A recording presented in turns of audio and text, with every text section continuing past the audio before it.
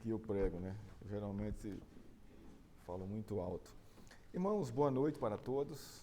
Sejam bem-vindos a estarmos aqui celebrando o nome do Senhor, glorificando o seu nome e recebendo dele o nosso alimento, né? O conforto, o consolo e a sua exortação, né?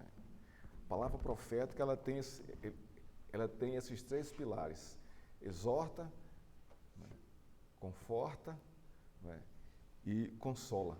Isso é a palavra profética. A Bíblia é uma palavra profética, né? Então ela vai nos consolar, nos exortar e nos confortar, né? Então, que assim seja hoje à noite com vocês, com a amada igreja e comigo também, né? Aquele que prega também recebe a mensagem, né?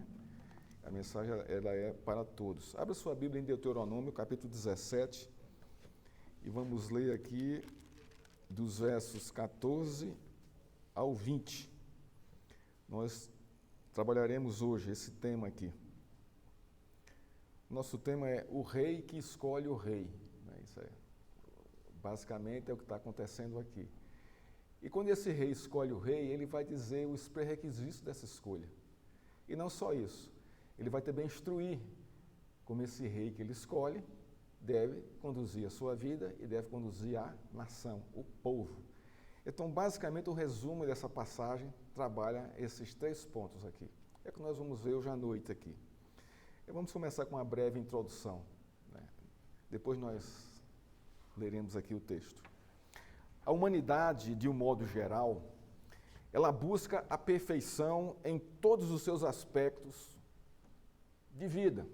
Por exemplo, no aspecto cultural, ela busca o perfeito, ela busca o perfeito saber, ela busca o belo, ela busca o exuberante, né? Isso, todo mundo está buscando isso.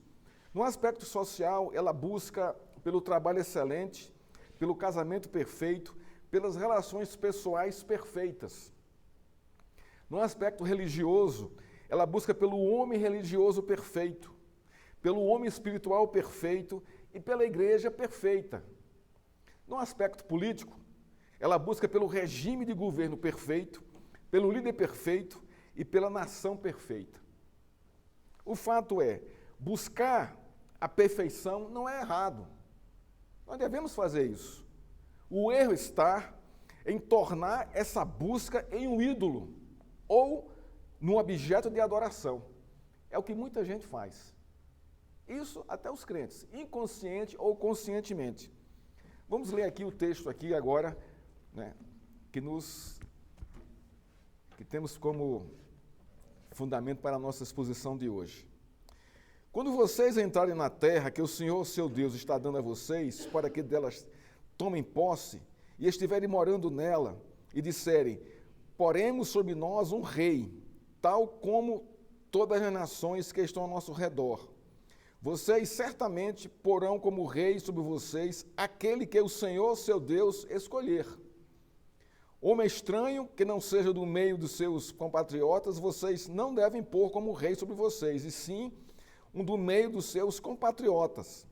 Porém, esse rei não deve multiplicar para si cavalos, nem fazer o povo voltar para o Egito para multiplicar cavalos, pois o Senhor já lhes disse, nunca mais vocês devem voltar por esse caminho. Esse rei também não deve tomar para si muitas mulheres, para que seu coração não se desvie, nem deve acumular muita prata e muito ouro. Também, quando se assentar no trono do seu reino, mandará escrever num livro uma cópia desta lei, feita a partir do livro que está como sacerdotes levitas.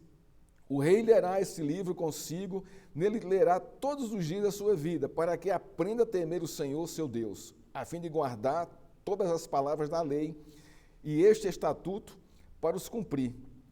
Ele fará isso para que o seu coração não se desvie sobre os seus irmãos e não se desvie do mandamento, nem para a direita, nem para a esquerda. Assim, prolongará os dias do seu reino, ele e os filhos dele no meio de Israel. Vamos orar. Senhor, é a tua palavra, e ela é perfeita. Ela, Senhor, exorta o nosso coração, ela consola o nosso coração, Senhor, e ela nos conforta. Para isso estamos aqui, Senhor, para sermos exortados, consolados e confortados por ela.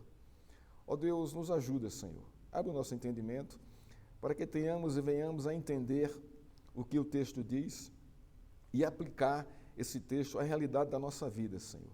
Assim te oramos e te agradecemos, em nome de Cristo. Amém. O que está acontecendo no texto que lemos é Deus revelando a Moisés que Israel teria um rei quando a nação tomasse posse da terra e se estabelecesse nela, mas o rei seria designado pelo Senhor. Isso não significava que este homem seria perfeito e de que o povo receberia com alegria o escolhido de Deus. O que está em questão aqui é em Deus escolher um rei para Israel, e Israel ser o referencial de monarquia para as outras nações. Isso aqui é o propósito de Deus. O que tornaria Israel como modelo de monarquia aos olhos de outras nações, como uma nação próspera e um povo feliz, era a submissão do rei à palavra de Deus. Sendo assim, o que definiria um rei perfeito e uma nação perfeita seria o governo da palavra de Deus no coração do rei e do povo. Irmãos, esse aqui é o primeiro princípio para nós aplicarmos à nossa vida. Nós não vivemos em uma democracia. Essa é a realidade do crente da igreja. Nós vivemos numa monarquia. Nós vivemos no reino de Deus. Ou você não parou para pensar sobre isso? Então, o que está acontecendo aqui, no contexto aqui de Deuteronômio 17, 14 a 20, é Deus justamente trazendo à nossa memória, ao nosso coração, de que Ele é o rei da igreja, Ele é o Senhor da igreja, que o seu reino está implantado na terra e nós somos os seus súditos. Nós pertencemos a uma monarquia e temos um Senhor sobre nós, que não é nós mesmos, mas Ele. É Ele quem deve governar a nossa vida. E de que maneira Ele vai governar a nossa vida? Como Ele governou, como Ele ditou aqui para que o rei governasse a sua vida, por meio da sua palavra. É que nós vamos nos submeter a Ele, e o que é imperfeito se tornará perfeito pela prática da palavra. Ou alguém aqui é perfeito de tudo? Eu não sou. Mas eu me torno perfeito quando a palavra age em minha vida e eu aplico as minhas ações à palavra que age em minha vida.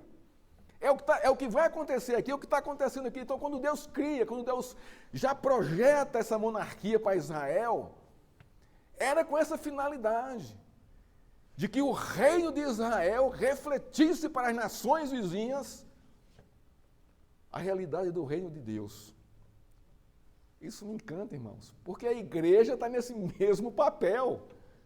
Nós estamos nessa mesma função. A nossa vida, ela deve refletir que há um rei que nos governa e que a luz desse reino vai iluminar quem está ao nosso redor, a nossa volta. Por meio de quê? Por meio das nossas atitudes condicionadas pela palavra do Senhor. Ao lermos o livro dos reis, aqui nas Escrituras, e Crônicas, que realmente a história contada novamente por outra perspectiva, parece que eles ofuscam o propósito de Deus, pois a lista dos reis ruins e perversos é bem maior do que os reis bons, e mesmo os reis bons tiveram suas caídas, não foram perfeitos. O fato é, Deus está usando o imperfeito para apontar para o perfeito. Sendo assim, os fatos ruins nos livros dos reis não frustraram os propósitos de Deus.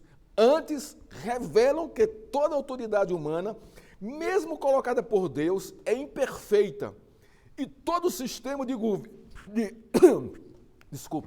governo também. Contudo, nesse contexto, Deus cumpre seus propósitos, apontando para o seu perfeito rei e o seu reino perfeito. Ou vocês não têm sede de justiça aqui no nosso país? Eu tenho uma sede de justiça assim, latente em meu coração. Porque isso já é o desejo de uma perfeição governando a nossa nação. E eu percebo que os governantes não são perfeitos, mas que muitos se esforçam a essa perfeição. E muitos talvez nem tenham o entendimento da Escritura, outros têm. Mas o fato é, irmãos, esse desejo de justiça vai ser cumprido e vai chegar em nosso meio com a segunda volta de Cristo. Mas o ponto é, esse desejo de perfeição, ele é real e aponta para Cristo. Segundo o texto, nós vamos ver aqui alguns pontos. Primeiro, os propósitos de Deus com a monarquia. O que Deus pretende com isso? Nós já falamos aqui um pouco no começo. Segundo, quem escolhe o rei é o rei, não é o povo. Isso aqui é muito claro. Não é o povo. Por que não é o povo? Porque Deus vai dizer os requisitos do rei que ele vai escolher. Então, o povo, ao ver os requisitos que estão na palavra de Deus, esse é o homem de Deus, vamos elegê-lo. É assim que Deus elege os seus escolhidos. Ao olhar o perfil dos seus candidatos, né, se eles compactuam com as Escrituras, esse é o que Deus está escolhendo, está apontando para nós. Simples assim. E é assim que o povo escolhe. Ele não escolhe diretamente, mas indiretamente. Porque é a palavra de Deus que vai nos dar capacidade, vai nos instruir e nos revelar, não é, em quem nós devemos depositar a nossa confiança. E o terceiro ponto, o rei instrui o rei a ser perfeito. Porque não é só escolher o rei, irmãos, mas tem que torná-lo perfeito. Senão não adianta. Não adianta. E é interessante que todo esse contexto aqui aponta para Cristo. Aponta para Cristo, porque nenhum rei de Israel conseguiu cumprir cabalmente os requisitos exigidos por Deus. Só Cristo consegue isso. Só Cristo. Isso faz parte do propósito de Deus. Então vejamos o primeiro ponto. Os propósitos de Deus com a monarquia em Israel. Nos versos 14 e 15, Moisés instrui o povo quanto ao propósito de Deus estabelecer um rei para governar Israel. Para isso, o povo deveria observar com atenção os requisitos do propósito de Deus em estabelecer um rei sobre o seu povo. Vejamos aqui alguns. Primeiro, a terra que eles estavam entrando e se estabelecendo foi dada por Deus segundo a aliança feita com Abraão. Eles não conquistaram a terra foi dada a eles. Quem deu? Deus. Olha aqui a teocracia de Deus aqui. Isso aqui é uma teocracia, esse contexto aqui. Segundo, a posse da terra estava fundamentada na confiança da promessa do Senhor. Então nós vamos confiar nessa promessa e vamos tomar posse da terra. É assim que funciona. Terceiro, o povo deveria tomar posse da terra e se estabelecer na terra, confiados no Senhor e na sua promessa e no seu governo. Quarto, a monarquia divina é propósito de Deus e tem o tempo de Deus para acontecer. Quando é que ela acontece? Lá em 1 Samuel. Então, há um longo tempo, né, de Deuteronômio até 1 Samuel. Um longo período. Durante esse longo período aí, Deus vai governando o seu povo através dos seus servos sob a sua teocracia. Nós vamos ver isso aqui. Quinto, o rei seria divinamente designado pelo Senhor. Craig, o comentarista que eu li, ele diz o seguinte: o oficial não seria dependente nem da popularidade, nem do poder militar. Ele seria exercido por um homem aprovado por Deus. Olha que coisa interessante aqui. E nós vamos ver isso no decorrer aqui da exposição. O rei não deve multiplicar seus cavalos, o rei não deve ter ouro nem prata, e o rei também não deve multiplicar suas alianças com casamentos. Porque isso vai destruir o rei e o seu reinado. Sexto, o rei deveria ser um israelita puro. Isso aqui é central aqui ao texto. Por quê, irmãos? Craig continua comentando. A proibição contra ter um rei estrangeiro objetiva preservar a integridade da religião israelita. E eu vou acrescentar aqui, e a genealogia de Cristo. Isso aqui que está em voga. Não poderia ser um rei mestiço. Isso comprometeria não só a religião judaica, não só o compromisso de culto e adoração a Deus, como também comprometeria, né, a genealogia de Cristo. Seguimos. O propósito de Deus, antecipadamente, era apontar para a sua monarquia em Israel. Israel seria o modelo de reino da graça divina de Deus para as outras nações. E diante desta realidade, apontar para o seu perfeito rei e reino em Jesus Cristo. Então, Deus está aqui com a monarquia, né, aprontando, revelando para o seu reino perfeito e o seu rei perfeito em Jesus Cristo.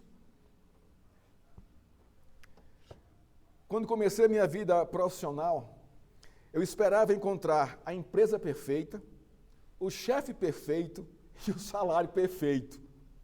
Não encontrei. Não encontrei. Na verdade, essa expectativa era o desejo da chegada da plenitude do reino de Deus na terra. É quando isso vai acontecer. Então, essa é a realidade e o propósito de Deus em trazer o seu reino, em revelar o seu reino com a monarquia em Israel. Apontar para o seu perfeito reino e o seu perfeito rei em Jesus Cristo. O segundo ponto. Quem escolhe o rei é o rei. Olha os versos ainda 14, o verso 15 aqui. 15 a 17. Vocês certamente porão como rei sobre vocês aquele que o Senhor, seu Deus, escolher. Aí vai dizer aqui alguns requisitos. Homem estranho que não seja dos seus compatriotas, vocês não devem pôr como rei sobre vocês. Então, o estrangeiro ou mestiço, não. Sim, um do meio de vocês, os seus compatriotas, o judeu nativo, nato. Porém, esse rei não deve multiplicar para si cavalos, nem fazer o povo voltar ao Egito para multiplicar cavalos, pois o Senhor já lhe disse, nunca mais vocês devem voltar por este caminho. Esse rei também não deve tomar para si muitas mulheres, para que o seu coração não se desvie, não se desvie, nem deve acumular muita prata e muito ouro. A escolha do rei por parte de Deus não significava que este rei judeu seria perfeito e de que todo o povo se submeteria com alegria à escolha de Deus. Como na realidade, isso aconteceu. Jesus Cristo era o rei dos judeus, mas a gente sabe que pouquíssimos judeus se submeteram à sua monarquia e ao seu reinado, né? Antes, pelo contrário, muitos o traíram e o condenaram à morte. O que tornaria o rei e seu governo perfeito aos olhos de Deus e das outras nações, era a submissão do rei e do povo à palavra de Deus, está no verso 19 e 20. Sendo assim, o que definiria um rei perfeito e uma nação perfeita seria a submissão de ambos à palavra de Deus. Esse aqui é o ponto. É o rei que escolhe o rei nessas características. O que define uma empresa perfeita, um chefe perfeito, um perfeito salário, é a minha submissão à palavra de Deus e o meu serviço para a glória dele. Isto é, o foco central da minha vida não é uma boa empresa, não é um bom chefe, não é um bom salário. O foco da minha vida é a glória de Deus, porque isso é o seu reinado sobre a minha vida. É a sua monarquia sobre a minha vida. É a minha submissão sobre a sua palavra, sobre a sua lei. Deus continua governando. E nós continuamos dentro da sua monarquia, dentro do seu reino. Então não espere, irmãos, encontrar o emprego perfeito, a empresa perfeita e o salário perfeito, porque não é esse o fundamento. O que nos fundamenta é o nosso serviço para a glória do Senhor. E lá dentro da empresa, assim como Israel foi, no contexto da história, né? Sermos luz e sal da terra. O contexto dos versos 14 e 15 revelam que o povo não havia tomado posse da terra prometida e nem se estabelecido nela, mas Deus, antecipadamente, revelava o seu propósito de estabelecer sua monarquia em Israel. Isso está em Gênesis, lá em Gênesis está isso, né? Isso está também aqui em Deuteronômio. A transição dos juízes para a monarquia assistida deveria gerar a expectativa redentiva no coração do povo. Nós vemos aqui o Pentateuco, nós vemos Josué e já entra os juízes. Essa aqui é a dinâmica da cronologia da nossa escritura. E Deus vai levantando seus servos nesse processo até chegar ao seu monarca, lá na frente. Mas qual é a ideia? É gerar uma expectativa redentiva no coração do povo. O rei e o reino perfeito estavam por vir, e isso atrairia as outras nações para Deus. Segundo o texto que lemos, não era o povo que deveria escolher o rei judeu, mas Deus. Agora observe isso aqui. Para que o povo não confundisse a sua vontade de escolha com a de Deus, Deus estabeleceu alguns requisitos que eles deveriam levar em extrema consideração. Os principais são a preservação da religião judaica, com o rei nativo de Israel, e a segunda, a preservação da genealogia, né, até chegar em Cristo, até chegar em Davi.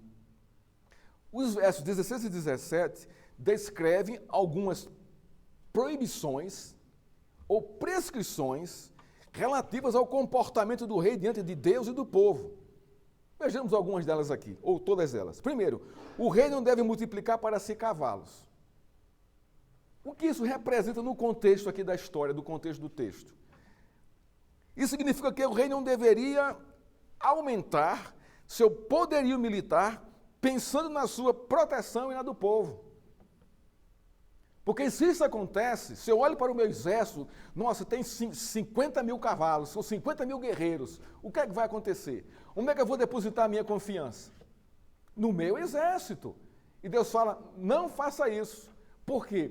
Porque a sua confiança não está em seu exército, está em mim que os trouxe até aqui na terra prometida. Então o rei deveria confiar plenamente a sua proteção e a proteção da nação a Deus. Por isso, esse era aqui também um requisito para o povo escolher a Deus. Um rei que não gastasse tempo em juntar, em montar o seu pátio bélico para proteger a nação e a si mesmo. Se o rei desobedecesse a Deus, isso implicaria em um total abandono da confiança em Deus para suprir suas necessidades como governante e de que Deus seria incapaz de protegê-lo nas batalhas e também a nação. A minha pergunta é, irmãos, quem protege a sua vida? Sua conta bancária? Seus investimentos? O ouro, a prata? Você vai morrer, isso tudo vai ficar. Não vai trazer proteção nenhuma. Nenhuma, irmãos, porque isso não é o fundamento. Deus não é contra as riquezas. Nunca foi. Olha o reino de Davi, olha o reino de Salomão. Mas o perigo é você transformar a riqueza em seu Deus, em Mamon. Que você não vai poder servir nem a Deus nem a Mamon. Ou você vai ser engolido por Mamon. Como muita gente aí, como muito cristão vive hoje, como muito crente vive hoje. O propósito de Deus com essa proibição é conservar o rei dependente dele para a sua subsistência e para a proteção do povo em caso de guerra. Em caso de guerra. Irmãos, quantas guerras Davi venceu? Qual foi a primeira guerra que ele venceu? Você lembra? Qual foi? Contra Golias. Contra um exército poderosíssimo dos filisteus, que aterrorizavam toda aquela região. Onde estava Saul, o rei que o povo escolheu? Não que Deus escolheu. Saul estava onde? covardemente se escondendo por trás do seu exército, que não teve coragem de ir lá enfrentar a afronta de Golias de Israel. E como é que Davi enfrenta Golias? Você lembra das palavras deles? Você vem contra mim com espada, não é? E com lança, e com escudo. Eu vou em você em nome do Senhor dos Exércitos. Olha só a força que Davi foi. E com uma funda em uma pedra. Isso é algo inconcebível, irmãos. É algo inconcebível. É como você enfrentar um tanque de guerra com estilingue, com uma pedra no estilingue. E você ganhar a batalha. É mais ou menos isso aqui em nosso contexto hoje. Mas onde estava a confiança do rei, que o rei havia escolhido? No rei que o escolheu. Essa é a diferença aqui. Irmãos, quem escolheu você? Quem lhe escolheu? O rei que lhe escolheu. Para quê? Para que você seja luz nessa terra, seja sal nessa terra. E o que lhe intimida? Os homens? Não pode, irmãos. Não deve nos intimidar. Não deve nos calar. Nem o nosso testemunho. E nós não devemos ter medo de temer essa nova onda que está aí. A onda das minorias. Você não pode tocar em ninguém. Ou falar nada, que você é perseguido, que você é denunciado, que você pode ser preso e pode ser caçado. Não é assim que funciona. A gente não tem que temer essas pessoas. Nós temos que ser tementes a Deus, irmãos, e firmes no nosso testemunho. A segunda coisa aqui, nem fazer o povo voltar ao Egito para multiplicar cavalos. O que é que está acontecendo aqui com essa expressão aqui? Ela parece confusa, né, no contexto do texto. Mas vamos explicar isso aqui, o que é que isso significa. Isso significa promover o tráfico humano de pessoas em troca de cavalos. Isto significaria a ruptura da liberdade de viver na comunidade judaica e o retorno à antiga escravidão do Egito. O que é que está acontecendo aqui? Eu vou para o Egito trocar gente por cavalo. Gente da minha gente. Eu vou trocar o meu povo judeu por cavalo, porque eu quero aumentar o meu exército. Escravo, tornar escravo o meu povo. Como isso era feito antigamente, no comércio. Que era assim que se comercializava também, naquele contexto ali. E Deus proíbe isso. Não façam isso. Vocês não devem ser como as outras nações. O propósito de Deus aqui é preservar a liberdade do povo judeu, da escravidão, da opressão e do jugo da tirania do Egito. Não façam isso. Deus diz ainda, nunca mais vocês devem voltar por este caminho. Isto é, vocês não devem voltar à escravidão da tirania do pecado. Rei, não faça isso com seu povo. Irmãos, olhar para os nossos dias, nós somos impactados com uma enorme quantidade de crentes passeando alegremente pelo caminho da escravidão. Eles namoram com a velha vida, com a facilidade da libertinagem, usam a liberdade da escravidão, do pecado dada por Cristo, de modo vulgar e banal. Sem qualquer pudor, se lambuzam com as ideologias do mundo, afirmando que tudo isso é contextualização. E não é, isso é pecado contra Deus. Querem voltar pelo mesmo caminho para o Egito. Aqui aplicando o nosso contexto aqui. E Deus nos proíbe disso, não volte por esse caminho, não caminhe por aí. Porque vocês receberam a liberdade da escravidão do pecado. Caminhe no meu caminho, porque eu sou o caminho, a verdade e a vida. A chamada é essa. Eu sou o rei de vocês. O rei escolhido por Deus jamais deveria levar o seu povo pelo caminho que leva ao Egito. Isso seria uma afronta ao Deus redentor e libertador, que tirou o povo da escravidão do pecado e fez com que o povo habitasse na terra prometida, por meio do seu pacto. Jamais se deveria pensar em voltar pelo caminho que leva à escravidão do Egito. Irmãos, isso se aplica a nós, a mim e a sua vida. Nós jamais deveríamos pensar sobre isso. Em alguma chamada que explode aos nossos olhos e que desperta o nosso coração. As chamadas sexuais para os homens, as chamadas da luxúria para as mulheres. Isso jamais deveria ser permitido por nossa mente entrar em nosso coração. Porque você voltar à velha vida e dá brecha para isso. Não. Quem governa a nossa vida é o Rei dos Reis, o Senhor dos Senhores, Jesus Cristo, que pagou um preço muito alto para que nós estivéssemos e fôssemos parte do seu reino. Deus tinha um propósito com essa proibição: preservar a liberdade do povo para adoração e o culto a Deus em total gratidão e submissão. Isso tem a ver comigo e com a sua vida. Nós estamos aqui, irmãos, em uma total liberdade diante de Deus, chamados por Ele para estarmos aqui, gozá-los dEle, da sua palavra, e em gratidão e submissão a Ele. Porque Ele nos libertou, irmãos. Quebrou o jugo do pecado da nossa vida, arrancou de nós a morte eterna. A gente não sabe o que é isso. Eu queria ter, irmãos, sabe, que Deus abrisse minha mente assim e me desse a realidade, não é, do que é essa condição de ser escravo do pecado e da morte eterna. Porque aí nós valorizaríamos assim, estupidamente, a graça recebida. Mas nós brincamos demais com isso. Brincamos demais com isso. A terceira proibição: o rei não deve tomar para si muitas mulheres. Isso aqui, irmãos, isso aqui é algo assim. Naquela época era um costume geral de as alianças de pais serem feitas por casamentos, né, entre reis. Eu caso com a filha do outro rei, o rei casa com a minha filha e por aí vai. Então você vai acumulando um harém, né, e multiplicar esses casamentos pela paz. Isso tem a ver com casamentos políticos, para se fazer alianças de paz, de comércio e de guerra. Isso era muito comum entre as nações que faziam parte da geografia do Oriente. Deus proíbe esse tipo de prática por vários motivos.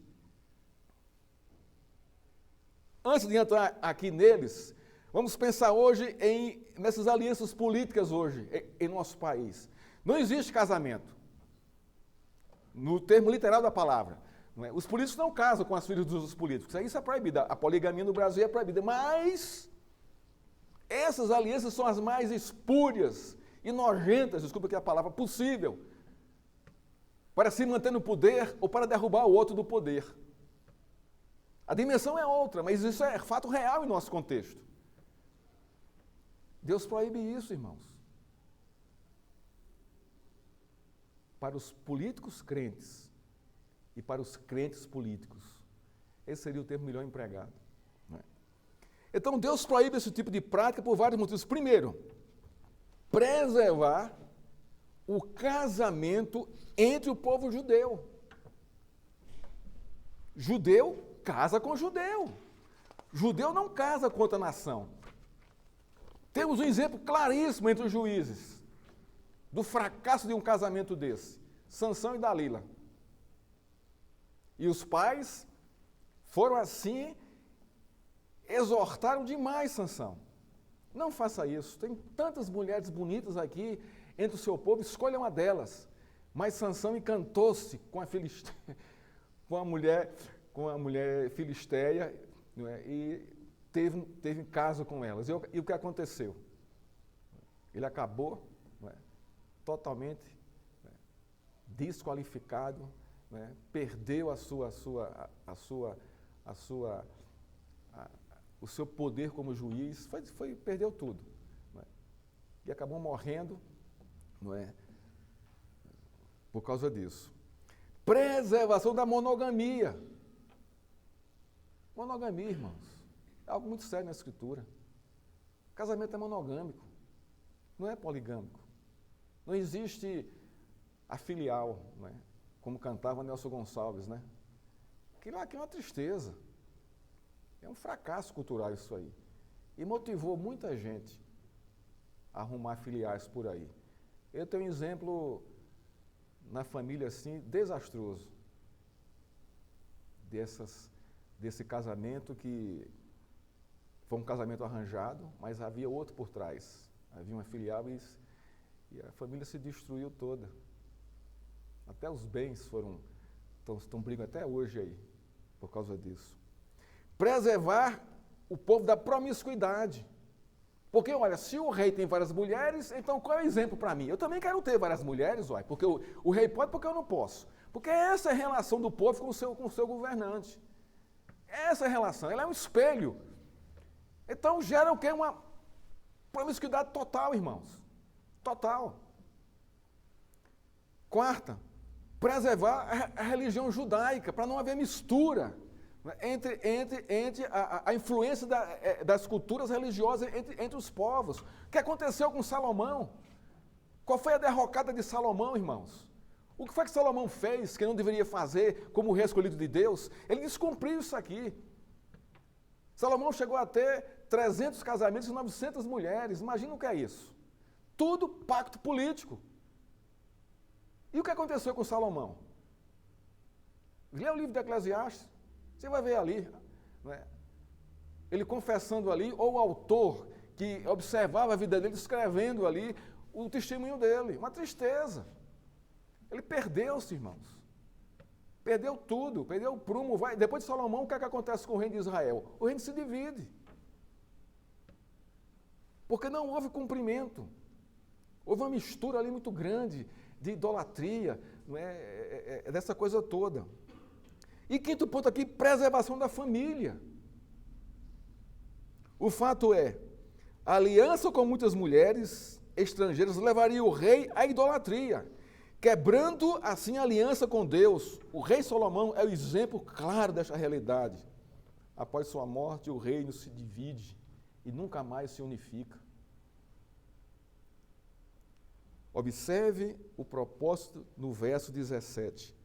Olha o que diz o texto. Para que seu coração não se desvie.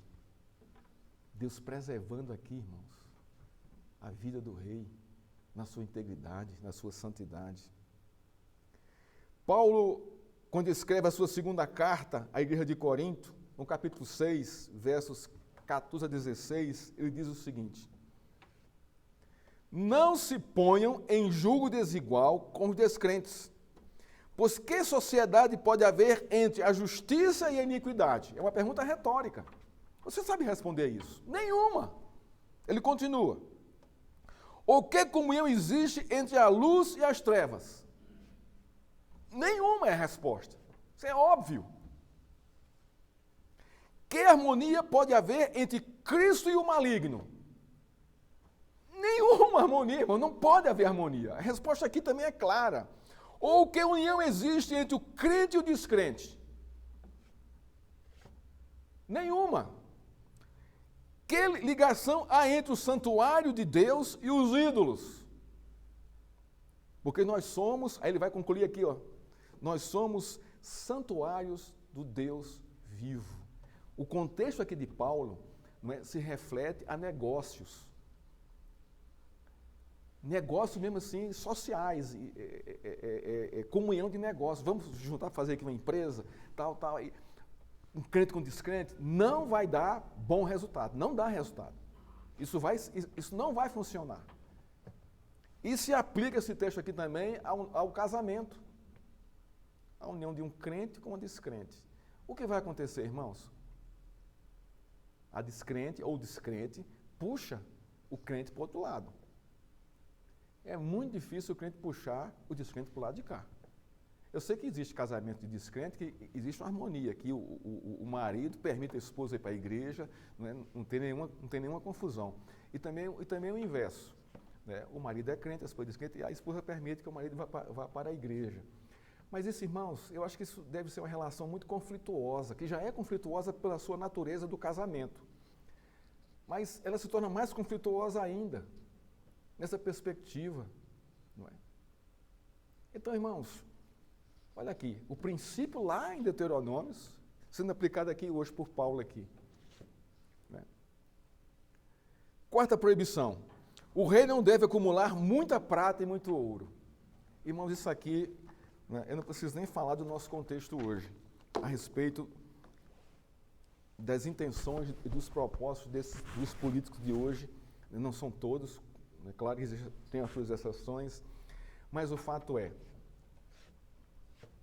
qual é o propósito deles? Muita prata e muito ouro. Greg, né, mais uma vez, comenta: o acúmulo de riquezas tenderia a dar ao rei excessivo poder pessoal, de modo que ele se afaste dos seus irmãos. Ora, prepotência, orgulho, poder. Por isso que muitos cristãos, muitos crentes, vivem ali no limite. Porque se Deus liberar, eles não vão saber discernir e não vão medir os pés pelas mãos para poder esbanjar o que tem e mostrar que são alguma coisa. Porque é isso que o dinheiro faz.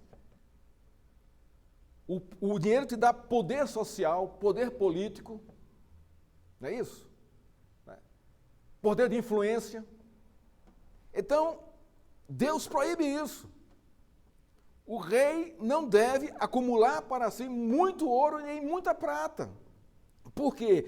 Porque o excessivo acúmulo vai dar ao rei poder pessoal e avareza e orgulho, que ele vai se afastar dos próprios irmãos mais simples. E vai dizer: eu odeio os pobres. Eu não me misturo com os pobres. Porque eles cheiram maus, eles pensam mal. O meu nível social é outro. É com a nata do sem engano. O desejo de acúmulo de riqueza pode facilmente tornar uma pessoa consumidora. Consumidora. Mais uma vez, volto a falar, a riqueza não é pecado. Não é. Eu conheço muitos irmãos que são prósperos, mas eles sabem aplicar o dinheiro deles. O dinheiro deles não comanda o coração deles. Não define a vida deles. O dinheiro dele está a serviço do reino de Deus, com consciência e com equilíbrio. Porque muita gente chega junto para explorar essas pessoas. E muitos crentes são assim também. Chegam junto para explorar. Eu lembro de um evento, quando eu morava em João Pessoa, eu fazia parte de uma missão, e nós tínhamos um projeto de evangelização nas festas das padroeiras lá na minha região. E nós recebemos, foi nos visitar dois pastores americanos. E eles viram o projeto, ficaram encantados com o projeto, não é? E demonstraram interesse em patrocinar muita coisa para a gente. Irmãos, vocês não imaginam o que aconteceu no dia seguinte. Né? A sede do nosso ministério era uma casa bem simples. Aí eu saí, né, fui trabalhar, quando voltei meu dia, eu morava na missão, né, quando voltei meu dia, nossa, a rua estava lotada de carro indo e de carro voltando, tudo parado de um lado do outro. A casa estava cheia de liderança, de pastores com seu projeto debaixo do braço, querendo colocar na mão desses americanos para eles investirem e patrocinarem. E o que aconteceu? Eles ficaram apavorados. Foram embora e nunca mais voltaram. Nem nós, nem eles, com o patrocínio deles. A ganância por saber, não é, dessa facilidade do capital estrangeiro, né, que estava lá sendo oferecido. Né. Uma tristeza isso, irmãos. Tristeza. Né? Assim, em nosso contexto, uma multidão de crentes vivem pondo a sua segurança nas riquezas, na conta bancária, no acúmulo de riquezas. Conheço um irmão, isso é bem pessoal, que entrou em profunda depressão porque teria que se abrir mão de um dos seus bens para poder ajudar a família a pagar umas contas. Pirou a cabeça. Crente, irmãos. Pirou a cabeça. está hoje tomando remédio para poder ver se consegue voltar à normalidade. Por quê? Porque o seu Deus é o dinheiro, são as posses, são os bens. Isso é terrível, irmãos. Mais uma vez digo a vocês, a riqueza é uma bênção, é uma graça de Deus, quando ela é bem administrada. E Deus nos ensina a fazer isso. Assim como um acúmulo de cavalos, mulheres, ouro e prata desviariam o coração do rei e do Senhor, o mesmo princípio se aplica à nossa vida. O amor ao dinheiro é a causa de muitos males. Deus não é contra as riquezas, mas é contra o amor às riquezas. Isso é idolatria. Nossas riquezas, com discernimento e equilíbrio, devem estar a serviço do reino de Deus.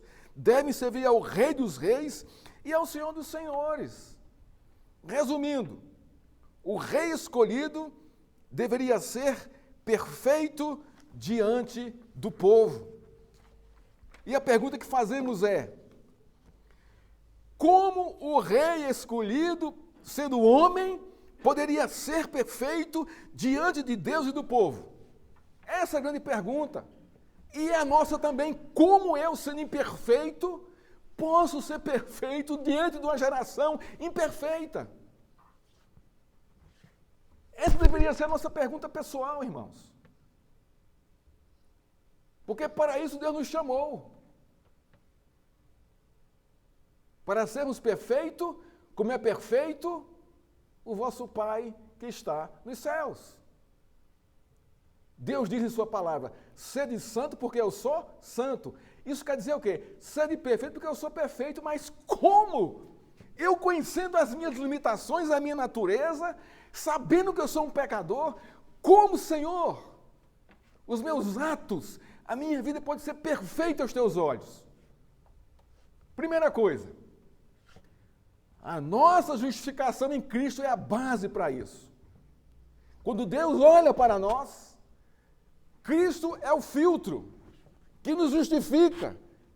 E Deus nos vê como justo diante dele. Mas isso não basta, porque nós somos responsáveis pela nossa justificação.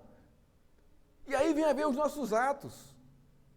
E como é que eu vou testemunhar para uns e para outros aqui a minha perfeição? Através dos meus atos. Mas como isso vai acontecer? O rei, aqui é o terceiro e último ponto, o rei instrui ao rei para ser perfeito. Sem a instrução de Deus, ninguém aqui se torna perfeito. Ninguém, irmãos.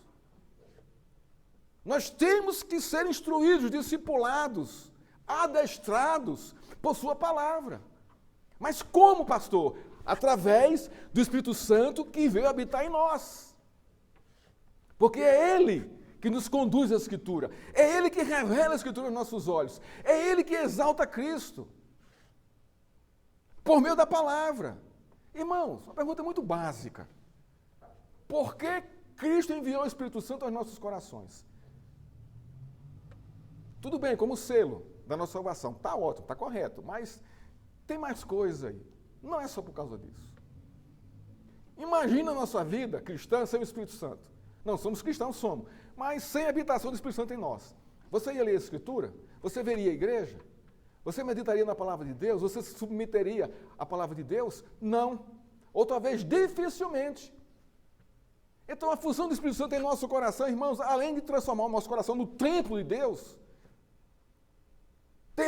tem esse objetivo, esse propósito santo em nossa vida, nos quebrantar a Escritura e fazer com que a Escritura entre em nosso coração e gere a aplicação, gere fruto, atitude. Ele que faz isso em mim e em você. E graças a Deus por isso, por essa bênção maravilhosa. Então isso é o rei instruindo o rei a ser perfeito. Isso é Deus, por meio do Espírito Santo, instruindo a mim e a você a ser perfeito aos olhos dele. Por meio da leitura, da meditação da sua palavra. Porque é a palavra que vos santifica, a palavra que vos aperfeiçoa. O que é que diz o Salmo 19, 7? A palavra de Deus é perfeita e restaura a alma. Restaura para onde? Para a perfeição, irmãos, como a palavra é. Não é restaurar ali, vamos tampar esse buraquinho aqui, vamos passar aqui uma camada de cal, pintar, está ótimo. Não é isso que está falando ali. A restauração de Deus é plena, para a perfeição. Ele não vai tapar buraco no nosso coração. Não vai tocar lá e pintar de cal, de santidade, não vai fazer isso de jeito nenhum. Ele vai transformar totalmente o nosso coração por meio da sua palavra e da ação do seu Espírito. Isso é o rei instruindo o rei a ser perfeito. Aqui no contexto do texto, isso é Deus nos instruindo a ser perfeito. No contexto do texto, aqui os versos 18 a 20. Eu vou ler aqui porque esse texto aqui é maravilhoso. Também quando se assentar no trono, aqui já está posto o rei, no seu reino, mandará escrever num livro uma cópia desta lei. Então ele vai chamar os levitas, me dá uma cópia da lei. Isso aqui ele deve fazer isso. Feita a partir do livro que está com os sacerdotes, levitas, então está lá. Então, ele já tinha, o rei lá, ele já tem o Pentateuco montado, todo escrito. Então, o rei assumiu o trono, o que era para Saul fazer? Levitas, sacerdotes, me dá uma cópia da lei. Eu vou andar com ela debaixo do braço. Para onde eu vou com ela. Parei, estou lendo. Essa é a atitude dele. O rei terá esse livro consigo e nele lerá todos os dias da sua vida. Ora, qual é a aplicação para mim e para você? Nós não podemos parar de ler a Bíblia. De maneira nenhuma, de modo nenhum. Porque o que é a Escritura? A Bíblia é a constituição do reino de Deus. Ali está exposto o rei e a forma que ele governa. E a atitude que os súditos têm que ter diante dele. Então, isso aqui é claro. O rei lerá todos os dias da sua vida. Agora, veja aqui o propósito. Para que aprenda a temer ao Senhor seu Deus.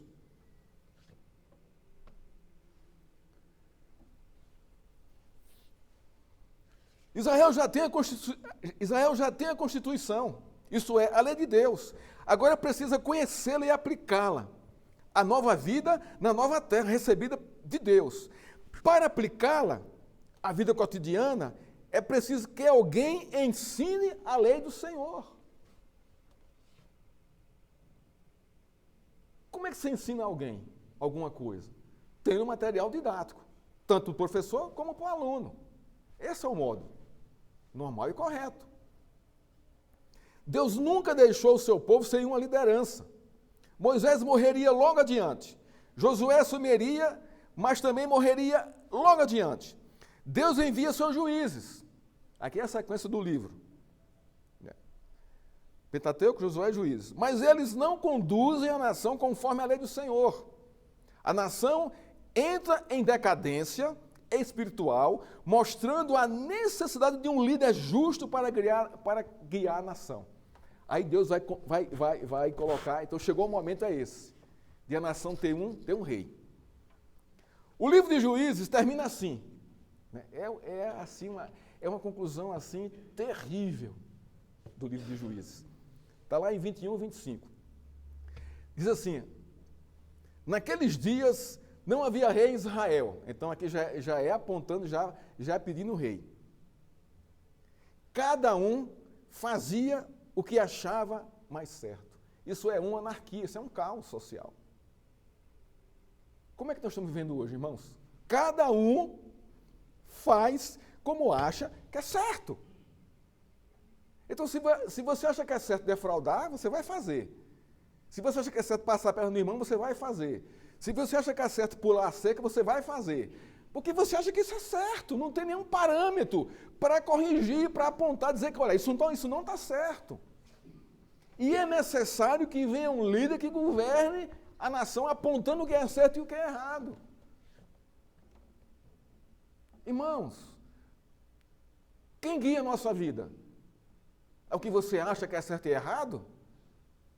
Se você é crente, está errado. Você tem um rei que governa a sua vida. E a palavra de Deus deve dizer a você o que é certo e o que é errado, e você deve caminhar por ela. Não pelo que você acha que você pensa.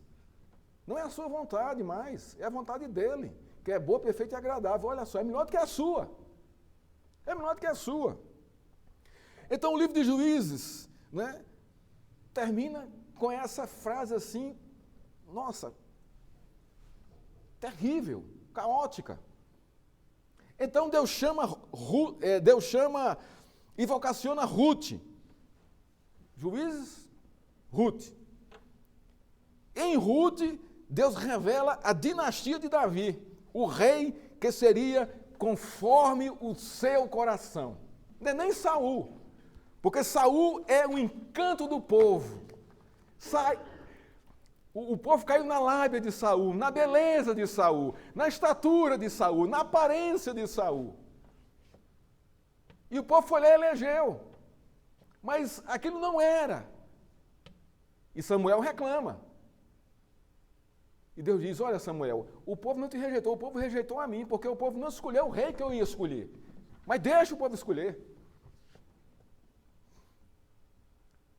E assim acontece. E Saul foi um desastre para Israel.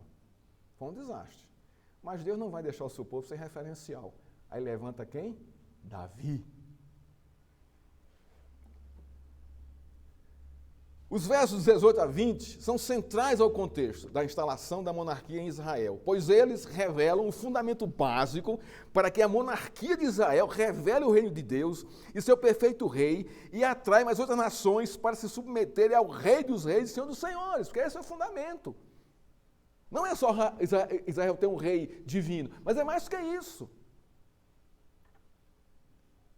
Observe o verso 18, é um imperativo divino para o rei, escolhido pelo rei. Quando assentar no seu reino, mandará fazer uma cópia da lei. Porque é assim que deve funcionar. Quando nós nos convertemos, Deus nos entregou a sua escritura em nossas mãos para governar a nossa vida, para ser o nosso fundamento de existência, para ser a nossa alegria, o nosso deleite, a nossa exaltação, a nossa exultação nele. E nós, irmãos, negligenciamos demais isso. Nós nos conformamos, uma vez salvo, salvo para sempre. É verdade, mas nós não podemos banalizar essa realidade. É se perder no meio da buraqueira. Creide comenta mais uma vez. A lei seria o companheiro do rei por toda a sua vida. A lei seria a fonte de sabedoria e força para governar. Lendo e aprendendo, o rei expressaria verdadeira obediência ao seu Deus. A verdadeira reverência a Deus, por sua vez, manteria o rei consciente do seu papel diante dos seus irmãos. Olha só, a lei vai trazer a consciência de quem é o rei e do que é o seu papel. A Bíblia vai trazer para mim e para você a consciência do que nós somos, do que é o nosso papel. Nesse contexto nós vivemos, irmãos. Ela é a nossa consciência. Não é a sua consciência que é a sua consciência, mas é a consciência dela na sua consciência que é a sua consciência.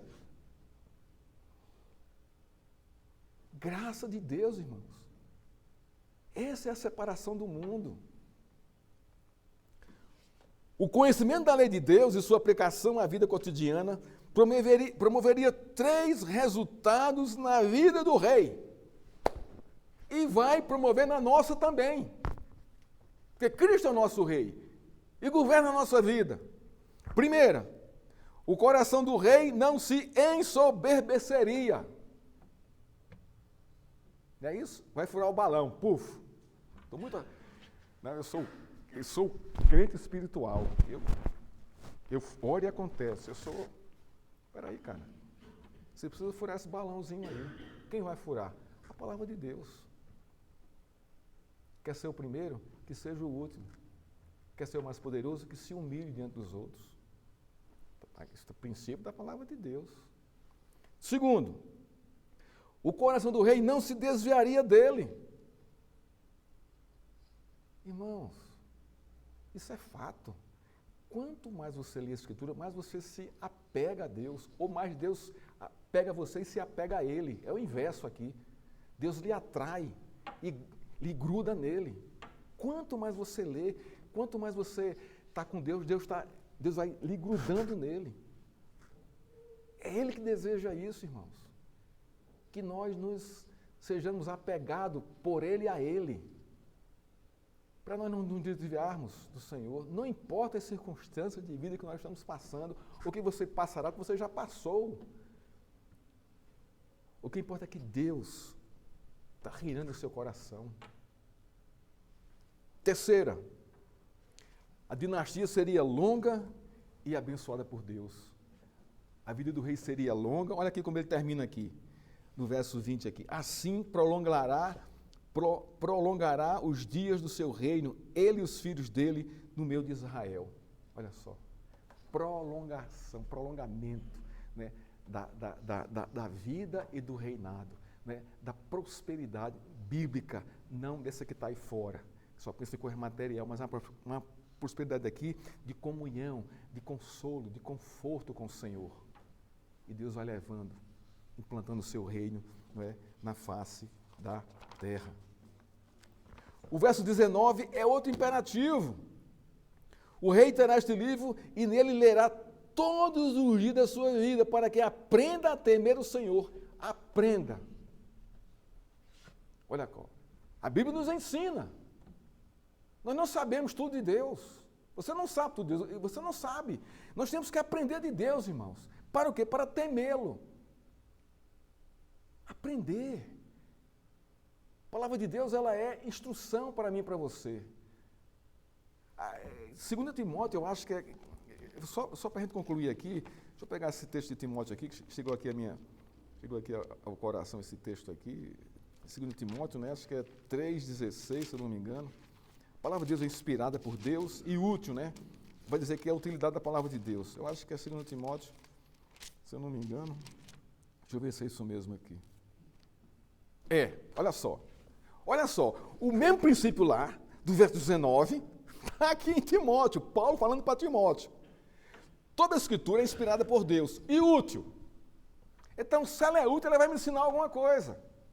Ou vai me ensinar todas as coisas a respeito da minha vida e como eu devo viver diante de Deus e dos homens e dos meus relacionamentos. Toda a escritura é inspirada por Deus e útil para o ensino. Ela me ensina. Isso me diz que eu preciso aprender. Eu não sei tudo. Segundo, para a repreensão. Ora, eu preciso... Se há um ensino, é porque eu preciso de ensino. O que é ensino? É botar no prumo. Então vai haver repreensão. Porque nós somos o quê? Imperfeitos. Mas vamos ver aqui o resultado, né, da aplicação da Escritura aqui, no contexto aqui de 2 Timóteo. É útil para a correção. Ela ensina, ela repreende, ela corrige. Para a educação na justiça.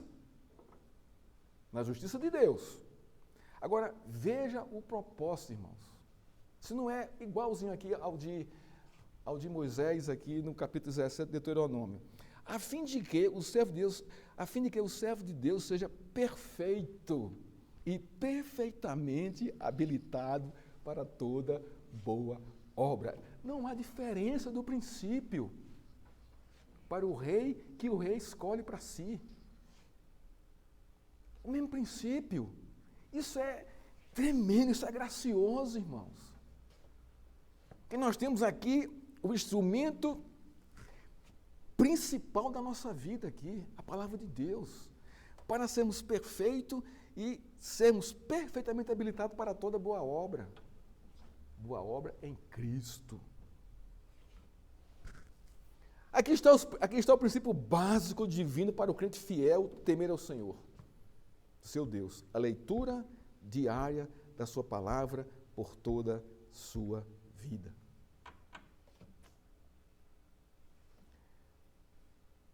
A realidade que a maioria dos crentes vivem hoje, irmãos, é a realidade revelada no final do livro dos Juízes. Cada um faz o que acha que é certo. Isto é, a palavra de Deus não provoca qualquer reverência e temor a Deus. Ela não influencia o coração deles. Eles fazem o que acham que é certo. Não há qualquer submissão à vontade de Deus. É o que eu acho, é o que eu penso, é o que eu quero. O mundo que se exploda. Isso no meio da igreja. O rei e seu governo deveriam estar submetidos à vontade de Deus. revelada em sua lei. Disso dependia a prosperidade do reino, que tem a ver com o povo, com a nação, e do rei. A submissão, irmãos, nossa palavra de Deus, não é? Disso depende a nossa prosperidade. A nossa é quem está ao nosso redor.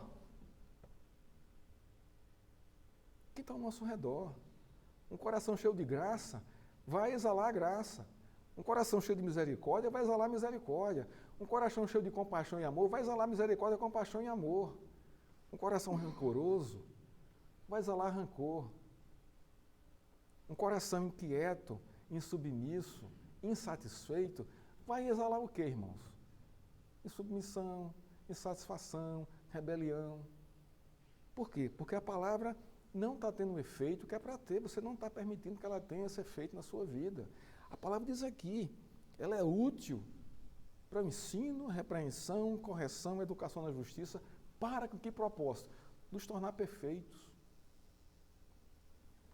Nesse contexto aqui, somos imperfeitos? Somos, mas na prática da Escritura, Deus nos vê com perfeição.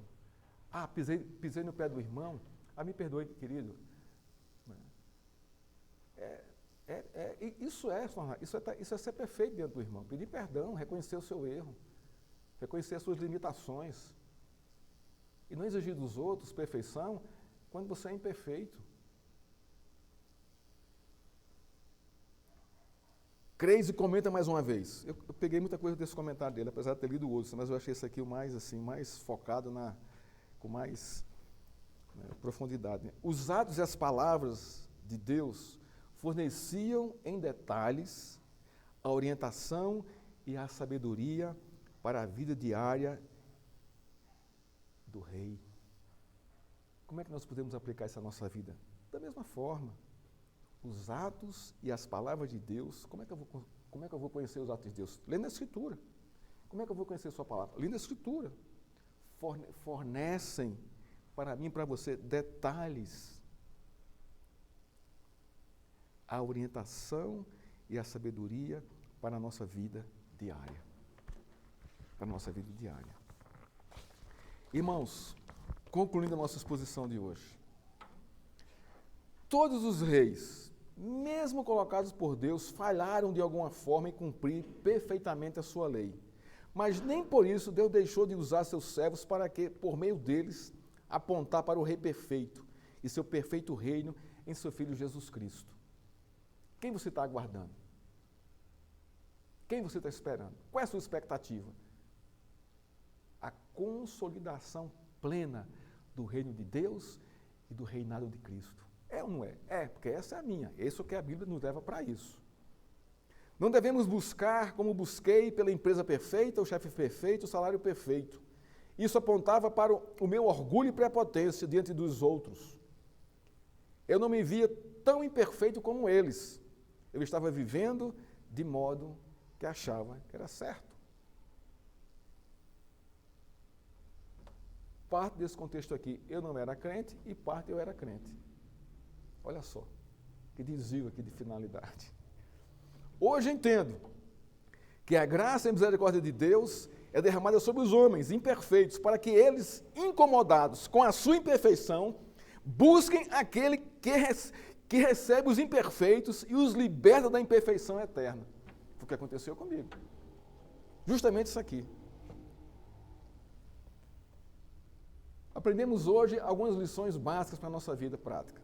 Primeira, como crentes vivemos numa monarquia, onde Jesus Cristo é o Rei escolhido por Deus para governar a nossa vida. Nenhum crente escapa disso. Segunda, não devemos confundir nossas escolhas com as escolhas de Deus. Sua palavra nos orienta a escolher a sua vontade. Ah, pastor, é tão difícil saber a vontade de Deus. Não é não. Leia as Escrituras, ora ao Senhor. E se os princípios da sua escolha estão em comunhão com a palavra de Deus, está correto, pode escolher.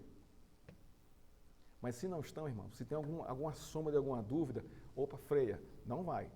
Não toma decisão, não escolha. Para um pouquinho e pensa mais. Terceira e última lição para a nossa aplicação da nossa vida. A perfeição, a nossa perfeição, vem pelo conhecimento e pela aplicação da palavra de Deus diariamente em nosso coração. Isso aqui faz parte da minha e da sua vida, né? Que Deus, irmãos, nos abençoe e nos fortaleça e nos alegre como reino de Cristo e com o seu reino e com o seu governo. A igreja não é uma democracia. Nós não vivemos numa democracia. Nós vivemos numa monarquia divina. Nossa, isso é fantástico. Isso é fantástico, irmãos. Olha só. A igreja, ela é uma monarquia divina. A igreja, como corpo de Cristo, ela é regida por um rei divino. Ela é uma monarquia. Que Deus nos encha de esperança e de alegria. E que nós possamos viver a nossa vida, o que nos resta, ou até Cristo voltar, submetidos e amando esse rei que nos colocou em seu reino. E Deus nos abençoe. Que a graça do nosso Senhor Jesus Cristo, que o amor de Deus e que as doces consolações do Espírito Santo estejam com essa igreja e com todo o povo de Deus espalhado sobre essa terra. Ora, vem, Senhor, vem implantar o teu reino plenamente e vem, Senhor, buscar a tua igreja. Assim te oramos em nome de Cristo. Amém. Irmãos, que Deus nos abençoe e nos fortaleça e que nos enche no nosso coração de esperança. Sempre lembrando dele, do nosso Redentor. Alguns avisos para nós encerrarmos aqui. Primeiro aviso, domingo que vem, nós temos o nosso café da manhã aqui, café comunitário.